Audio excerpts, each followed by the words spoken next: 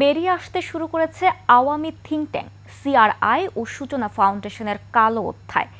জয় পুতুল ববির মাধ্যমে পরিচালিত প্রতিষ্ঠানটির বিরুদ্ধে জোরপূর্বক অন্তত ২৪ ব্যবসায়ীর কাছ থেকে ২৭ কোটি টাকা আদায়ের প্রমাণও পেয়েছে দুদক। এসব প্রতিষ্ঠানের নথিপত্র জব্দ করতে এনবিআরকে চিঠি পাঠিয়েছে দুদক। বিভিন্ন ব্যবসায়িক প্রতিষ্ঠান থেকে অনুমোদনের নামে চাঁদাবাজির অভিযোগ খতিয়ে দেখছে সংস্থাটি। আরও জানাচ্ছেন সুমাইয়া খান।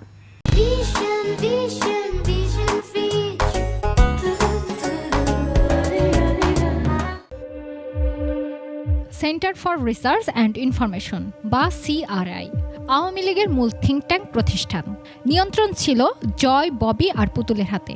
নানা চটকদার গবেষণা, প্রচারণা, উদ্ভাবন এবং ইভেন্টের আয়োজনের মাধ্যমে নতুন প্রজন্মকে আচ্ছন্ন করাই ছিল এর মূল কাজ। আর এর জন্য সরকারি তহবিল হাতিয়ে নেওয়া ছাড়াও অনুদানের নামে চালানো হতো চাঁদাবাজি। গণ অভ্যুত্থানের পর রাষ্ট্রীয় অর্থে আওয়ামী লীগের রাজনৈতিক এজেন্ডা বাস্তবায়নে সহযোগিতার অভিযোগে সিআরআইয়ের বিরুদ্ধে অনুসন্ধানে নামে দুদক।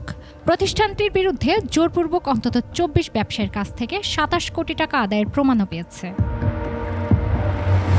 একইভাবে সাইমা ওয়াজেদ পুতুলের সূচনা ফাউন্ডেশনের নামে ব্যবসায়ীদের কাছ থেকে চাঁদাবাজির মাধ্যমে ৪৫০ কোটি টাকা আত্মসাৎ এবং ৯৩০ কোটি টাকার বেশি সন্দেহজনক লেনদেনের প্রমাণ পেয়েছে।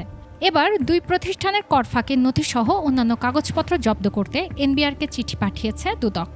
সূচনা ফাউন্ডেশন ও অন্যান্যদের বিরুদ্ধে নানাবিধ অনিয়ম দুর্নীতির মাধ্যমে বিভিন্ন ব্যাংকের সিএসআর তহবিলের অর্থ আত্মসাতের অভিযোগ সংক্রান্ত বিষয়ে অনুসন্ধান দলের দলনেতা চেয়ারম্যান জাতীয় রাজস্ব বোর্ড বরাবর রেকর্ডপত্র চেয়ে অভিযাচনপত্র প্রেরণ করেছে।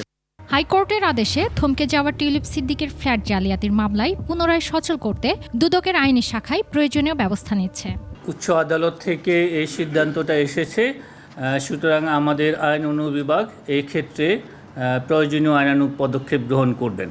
এদিকে ৩২ কোটি টাকার বেশি অবৈধ সম্পদ এবং ৯০০ কোটি টাকার সন্দেহজনক লেনদেনের অভিযোগে আওয়ামী লীগের যুগ্ম সাধারণ সম্পাদক মাহবুবুল আলম হানিফ ও তার স্ত্রীর বিরুদ্ধে মামলা করেছে দুদক। মাহবুবুল আলম হানিফ ১৮টি ব্যাংক অ্যাকাউন্টের মাধ্যমে ঘুষ ও দুর্নীতির মাধ্যমে অর্জিত ৮৬৬ কোটি টাকারও বেশি সন্দেহজনক লেনদেনের অপরাধ অনুসন্ধানকালে প্রমাণিত হয়েছে।